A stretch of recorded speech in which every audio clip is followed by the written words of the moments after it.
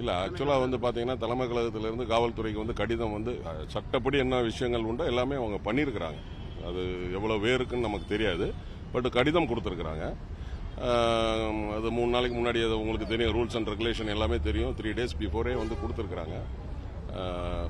அது எத்தனை பேர் அப்படிங்கறது தெரியல. மறுப்புக்கான காரணம் காவல்துறை தரப்புல என்ன சொல்றாங்க? இதனால வந்து தெரியலையே, நான் இப்பதான் வந்திருக்கிறேன்.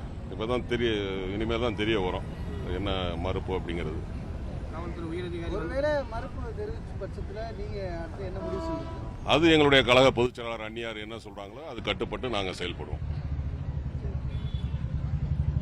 அனுமதி மறுப்புங்கிறது அரசியல் ரீதியா பாக்குறீங்களா சார்? நிச்சயமா சார், இதுல வந்து நிச்சயமா அரசியல் இருக்குல்ல சார். ஏன்னா அதாவது நான் வந்து கட்சி பேரை சொல்லக்கூடாது, ஒரு மாநாடு நடத்தணும் அப்படின்னா அவங்களுக்குலாம் அனுமதி கொடுத்துடுறாங்க.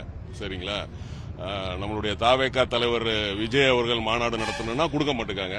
அவங்களுடைய கூட்டணி கட்சியில, ஆளுங்கட்சியோட கூட்டணி கட்சியில இருந்தா அவங்களுக்கு என்ன அனுமதி வேணாலும் கொடுத்துடுறாங்க. அதனால இது வந்து நாங்க வந்து நிச்சயமாக இதுல வந்து அரசியல் இருக்குன்னு தான் நாங்க இதுல பாக்குறோம்.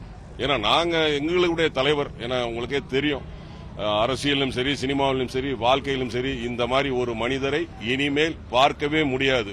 அதாவது கடந்த வருடம் சரியாக 5:40 நம்மளை விட்டு மறைந்தார் கேப்டன் அவர்கள். கேப்டன் அப்படின்னாலே தெரியும், எல்லாருக்குமே வந்து உதவக்கூடிய மனிதர் அப்படின்னு எல்லாருக்குமே தெரியும். அதே மாதிரி சாப்பாடு போடுறதுல வந்து அவரை மாதிரி மிஞ்சினது யாருமே கிடையாது. இன்னைக்கு வந்து உலக தலைவர்கள் வரலாற்றுல எடுத்துக்கிட்டீங்கன்னா எந்த தலைவருடைய அவருடைய சமாதிக்கு போனா சமாதிமாங்க, அப்படி இல்லைன்னா நினைவாலயம் சொல்லுவாங்க. ஆனா எங்க தலைவருக்கு மட்டும்தான் அது ஆலயம் அப்படின்னு சொல்றாங்க. ஏன்னா கோயில் மாதிரி எல்லாம் பாத்துக்கிட்டு இருக்கிறாங்க. இன்னைக்கு கூகுள்ல போய் சர்ச் பண்ணாலே அது விஜயகாந்த் டெம்பிள் அப்படின்னு தான் இருக்கு.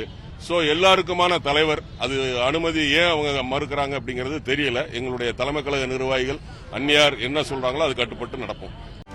செய்திகளை உடனுக்குடனும் துல்லியமாகவும் தெரிந்து கொள்ள சப்ஸ்கிரைப் பண்ணுங்க.